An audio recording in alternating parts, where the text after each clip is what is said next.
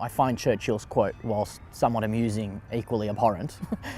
You know, it's a particularly elitist view about the way government should work and power should work, and it effectively says, well, let's leave the thinking to the thinking people and let's not bother everybody else, which frankly is disgraceful. We all live in this country, we all have to share the resources, we have a shared direction whether we want to or not, so we may as well have a voice in what's going on.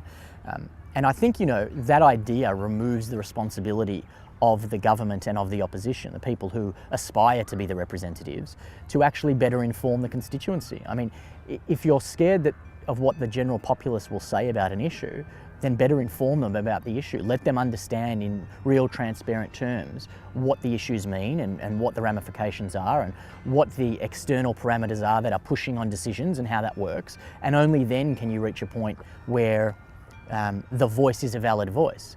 If, however, you sit in this place and you say, well, we're not going to tell you anything and we've got freedom of information concerns and we're going to hide X, Y, and Z and don't worry about the facts, leave that to us, then how on earth can you expect people to come to a decision that makes any sense or in any way evaluate for themselves which direction makes the most sense for the country? You know, there is an onus of responsibility on both sides. It's as much on the politicians to inform as it is on the constituency to choose to you know, acquire that knowledge and take on that responsibility.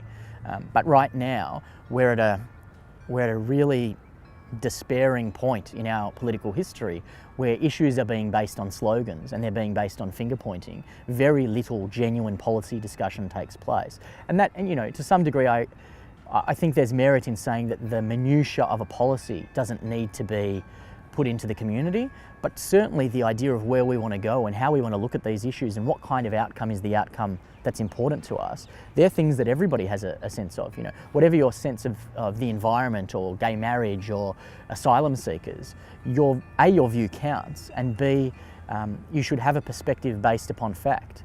And as long as you're allowed to know what's going on, then your opinion should matter.